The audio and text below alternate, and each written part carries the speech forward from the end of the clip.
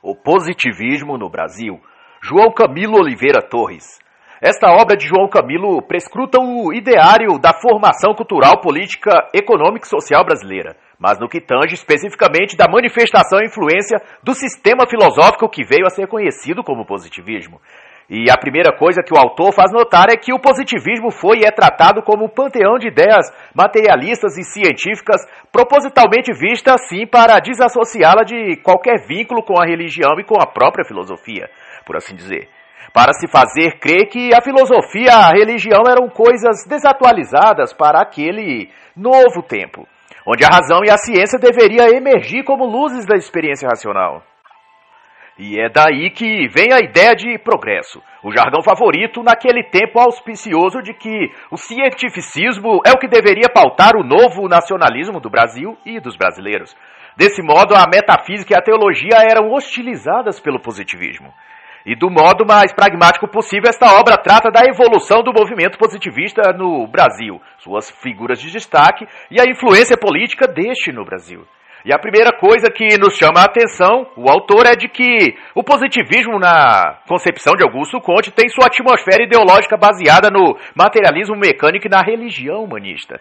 O que corresponde dizer que, para a filosofia positivista, todos os atos são funções do corpo ou da sociedade. Os atos estão na raiz de todos os males. Outro aspecto que chama também a atenção é o fato de que, para o positivismo, não existe a metafísica e, portanto, a alma é mera função do corpo. E para João Camilo, positivismo e marxismo possuem, portanto, raízes essencialmente idênticas. A parte externa do tronco desta árvore maldita cresceram como forma e direções distintas, enquanto uma ocupou-se das questões econômicas, a outra das questões lógicas da vida. No Brasil, o alvorecer do positivismo coincide ou decorre da França, decadência e queda do Império, entre 1822 e 1889. Decorreu disso que a instrução militar e a presença militar na política foi substituída por forças de coesão ou debate liberal. Os antigos dominantes da política nacional, os fazendeiros e aqueles que descendiam da classe monárquica. Essa tradição foi sendo abandonada e os antigos idealistas conservadores que compunham o governo imperial foi sendo substituídos por homens ditos da ciência e da intelectualidade. E ciência, nesse sentido, não era sinônimo de grandes mentes científicas ou pesquisadores da física, da mecânica ou algo do tipo, mas homens das ciências sociais e psicológicas. Aqueles que se dedicavam a estudar obras de pensadores da vida social, os chamados posteriormente de sociólogos, e ninguém mais apropriado para isso do que eles, os militares. E sobre isso o autor vai dizer na página 37. O positivismo surgiu no Brasil para preencher uma lacuna aberta em nossa cultura pela ausência de uma filosofia própria. Não tínhamos uma filosofia própria e estável. Daí, o positivismo veio a ocupar esse espaço na alma brasileira. E das cátedras acadêmicas surgem então teses e dissertações que visavam construir ou sustentar uma cosmovisão política e filosófica do positivismo de Augusto Comte. A princípio, sem citá-lo diretamente, como a tese de doutorado de Miguel Joaquim Pereira de Sá, em 1850, na Escola Militar do Maranhão.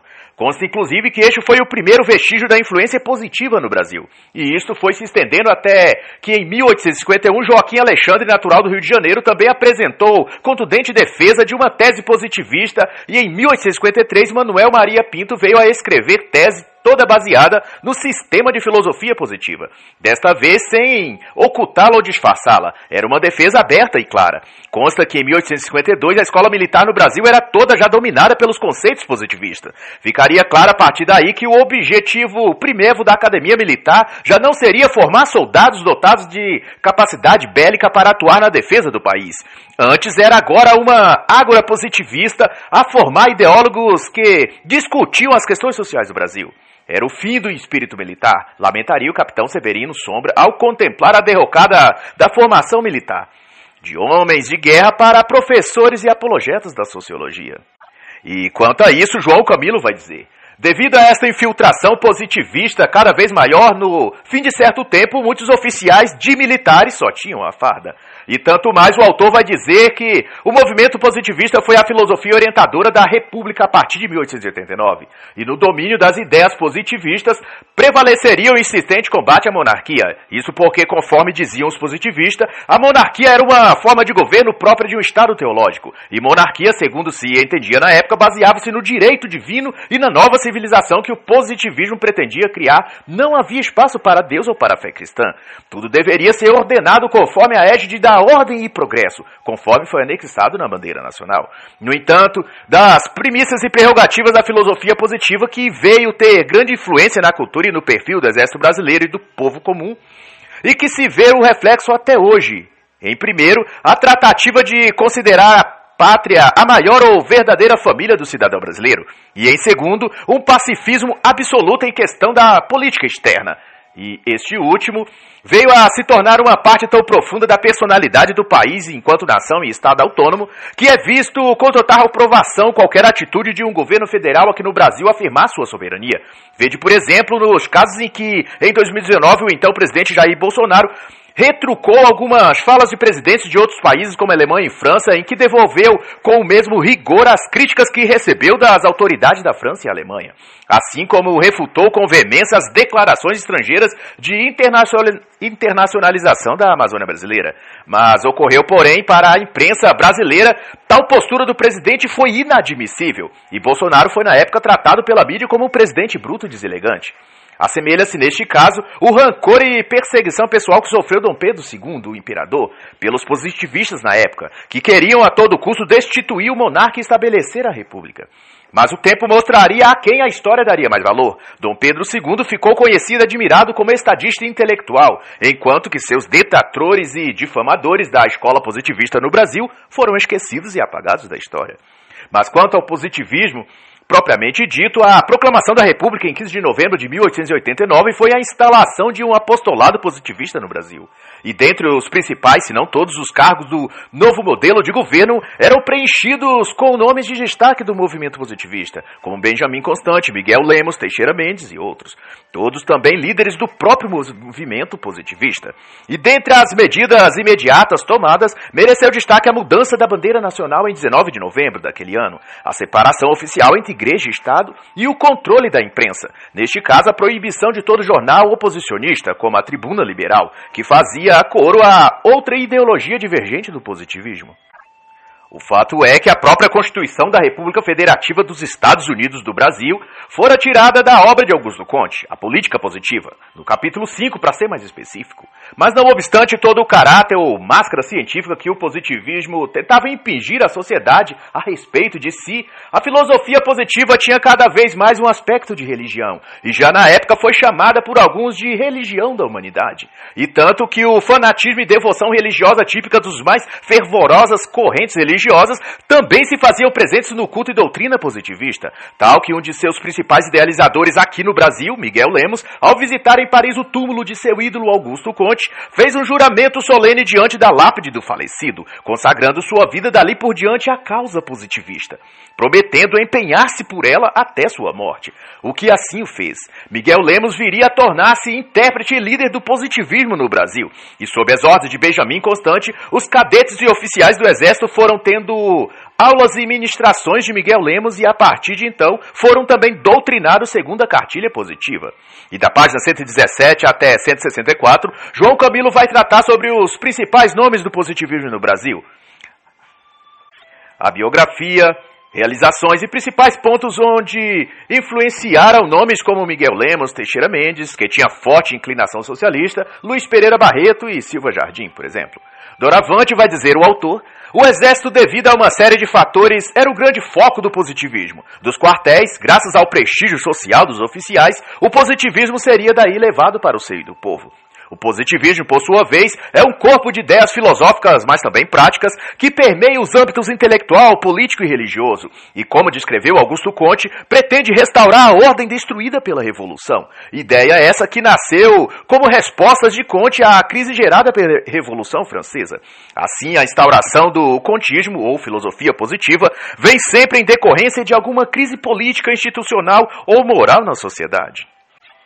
E não por menos, tais crises podem até mesmo ser provocadas ou estimuladas pelos próprios idealizadores positivistas, a fim de gerar as condições propícias para o estabelecimento de um Estado positivista. Isso explica a obsessão do positivismo pelo epíteto ordem e progresso, que também está em nossa bandeira. É que, segundo os positivistas, a filosofia positiva é a estabelecedora da ordem social, e uma sociedade bem ordenada progride. A bem da verdade, o positivismo prescreve um conjunto de técnicas administrativas, políticas e jurídicas ordenadas segundo a razão e a ciência. É racional, naturalista e normativo. Segundo o positivismo, a sociedade, para ser ordenada, precisa ser aparelhada por leis elaboradas pelo Estado positivista, e das quais a pessoalidade humana seja suprimida em favor do progresso coletivo. E quanto mais progresso tiver a ciência, mais próspera e feliz será a sociedade. E apesar de possuir desde sua origem um corpo doutrinário, dogmático e filosófico, o positivismo era, sobretudo, uma força da vida social. Como dizia um importante nome do positivismo no Brasil, o Marechal Rondon. E um fato notório que possui reflexos até os dias de hoje quanto à postura militar do Exército Brasileiro é que, de acordo com o pensamento e ideal positivista, o ser humano deve buscar a paz universal. E dentro dessa ótica, o próprio Exército é muito mais um agente pacificador do que uma força militar de guerra. E por isso, talvez, a baixíssima vocação do Exército Brasileiro quanto a impor-se militarmente. Há sempre uma atitude de subjugar-se para evitar conflitos.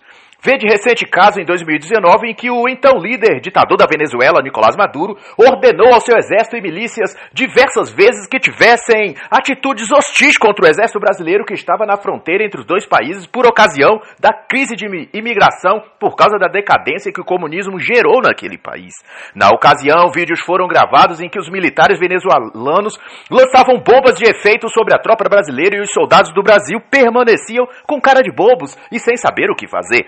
Ao tempo que o vice-presidente da República e general do Exército, Hamilton Mourão, emitia notas à imprensa que o Exército Brasileiro, em hipótese alguma, entraria em conflito armado, que o Exército Brasileiro tinha o histórico de promover a paz e etc. E como exemplo, ressaltava as atuações do Brasil no Timor-Leste e em missões da ONU. Mas o que tudo isso indica é que o positivismo é uma doutrina pacifista, e o Exército do Brasil, desde muito, é positivista. A égide que, segundo o Marechal Rondon, consolidava o Exército Brasileiro era afrontar o perigo até a morte, mas matar nunca. Um tempo depois disso surge um positivismo no novo traço, o neopositivismo, e tem na pessoa do professor e jurista Pontes de Miranda seu principal articulador. Esse novo positivismo abandona de vez as matizes religiosas e filosóficas que ainda perduravam no positivismo contista e adere de vez um tipo de evolucionismo totalmente voltado para a causa social. Era o chamado positivismo científico, e tinha na biologia, na economia, no saber jurídico e na política todo o seu arcabouço de conceitos, dogmas e projetos. Todos os demais valores da natureza humana seriam então desprezados e toda a existência humana seria enquadrada dentro desse esquema, uma espécie de mecanicismo universal. E a sociologia seria então a nova religião da humanidade, produzida pelo saber científico e regulado e distribuído pelo Estado totalitário positivista. Vale notar que no Brasil o positivismo assumiu aspectos de verdadeira religião, em a qual Augusto Conte era o seu profeta. Segundo o modelo de Conte, o positivismo era um misto de sociedade civil, igreja e clube social. E o autor então vai dizer: em suma, a religião da humanidade era produto de uma personalidade fortemente religiosa. Além das cerimônias, havia ainda a pregação religiosa que se realizava aos domingos pela manhã, com explicações doutrinárias, cânticos e orações. E uma observação que se vale aqui é que os cânticos e orações positivistas eram adaptações do que se havia na Igreja Católica. Se o catolicismo era a religião oficial do Império Brasileiro, o período imperial, o contismo ou positivismo foi durante certo período a religião oficial da República, o novo regime político. E em 15 de agosto de 1891 foi inaugurado então o Templo da Religião Positiva, neste momento a parte do coro da igreja, e em janeiro de 1897 a nave principal. Em lugares visíveis estavam o epíteto, ordem por base e o progresso por fim. O templo positivista ficou ainda na rua Benjamin Constant, na Glória, no Rio de Janeiro, e possui aspectos de templo maçônico. Outro ponto relevante é a relação do positivismo e o desenvolvimento intelectual, acadêmico ou escolar propriamente dito. Apesar de arrogar para si a pecha de doutrina científica, o positivismo nunca teve uma relação amigável com o ensino secular. O próprio Comte não chegou a concluir seus estudos na Escola Politécnica de Paris e tinha acentuado desprezo pelo conhecimento acadêmico. Os positivistas chegavam a dizer constantemente que os sábios são inúteis, porque, segundo a ideologia contista, cada um vale o que produz. E para os positivistas não há qualquer valor para o trabalho comum que, à semelhança do socialismo, chamavam-nos de operários ou mestres e sábios que passavam o dia a observar micróbios no laboratório. Ao fim, o positivismo era constituído de elementos liberais, socialistas e anticristãos. E para concluir essa questão, João Camilo vai dizer que para o positivismo a inteligência só tem valor se for uma inteligência fabricadora, que produz algo útil para o mundo. E ao falar sobre a influência positivista entre o exército e militares no Brasil, a partir da página 237, o autor vai ressaltar que um paradoxo curioso acontece no Brasil. Enquanto em outras nações as forças militares são responsáveis pela manutenção da ordem e disposição da hierarquia e da disciplina, ao contrário disso, no Brasil, desde o período imperial, são os militares a classe que primeiro fomenta as revoluções e a anarquia. Foi assim na abolição e foi assim também na independência. Agora imagine o efeito e incongruência de um exército que é antimilitar e adepto da paz universal. Isso era o contismo ou positivismo no Brasil, no meio militar. Comte chega a dizer de sua enorme repugnância às guerras. Para um civil isso é até justificável, mas imagine esse tipo de pensamento para um corpo de profissionais que, por ofício, devem utilizar a força e a violência e a guerra quando preciso como instrumento de seu trabalho. É por isso mesmo que João Camilo vai chamar Augusto Comte de um utopista, um sonhador. E destaca na página 240 que o positivismo era definitivamente avesso ao militarismo, sendo, portanto, uma filosofia que atuava no meio militar, porém era antimilitar. Sobre isso, o general Leitão de Carvalho é citado por João Camilo, na página 243, para frisar que o positivismo era uma doutrina exótica, que veio a destruir, por meio de suas teorias, todo o espírito militar do Exército. E mais do que isso, Teixeira Mendes, um dos principais arautos do positivismo, com grande influência entre os militares, chegou a propor a própria extinção do Exército e, em seu lugar, a criação de uma guarda civil pacificadora. Quanto ao aspecto religioso do positivismo, que João Camilo vai tratar da página 245 até 249, o autor vai frisar que o positivismo assumiu no Brasil uma forma semelhante à do catolicismo, talvez pelo vácuo que deixou em seus corações tanto do próprio Comte quanto dos outros demais líderes positivistas como Miguel Lemos e Teixeira Lemos, todos devotos católicos até pelo menos a adolescência. Tanto que muitos dos padrões doutrinários e conceitos, tanto políticos quanto propriamente religiosos, vêm da simetria com a Igreja e doutrina católica. Tal, por exemplo, a tese dos 3 estados de Augusto Comte, que foi alusão direta à trindade cristã, Pai, Filho e Espírito Santo. Contudo, o positivismo nunca foi perseguidor ou contestador do catolicismo e vice-versa.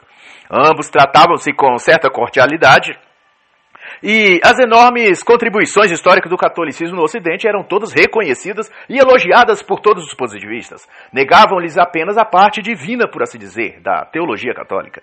De todo modo, é senso comum na concepção do autor que o positivismo de Augusto Comte emana da religião e da política, e sua principal finalidade é a organização da unidade humana, a partir de dados e pressupostos científicos. Contudo, o positivismo procurou ser pragmático e instrumental. Seu tipo de filosofia busca satisfazer não as necessidades subjetivas como prazer, alegria ou coisa do tipo, mas a ordem direta da vida, o comer, o vestir, a própria organização social. Para os positivistas, tudo deve ter uma finalidade prática e uma utilidade social, por assim dizer. Não há ordem no caos, e no caos é impossível subsistir. De modo geral, o que Augusto Comte ou o positivismo buscou foi a fraternidade universal, um tipo de república idealizada em que uma nova ordem social prevaleceria. Uma ditadura vitalícia baseada também na fraternidade industrial e comercial, seja o que for que isso queria significar para Augusto Comte.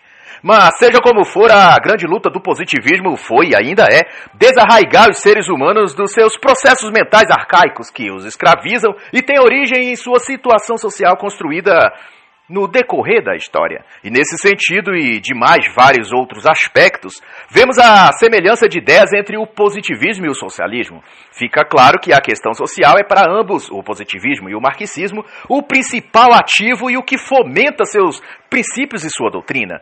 E tanto por isso, Marxismo e positivismo tanto podem ser um movimento político como um movimento religioso. E dessa forma encerra o livro Positivismo no Brasil, de João Camilo de Oliveira Torres.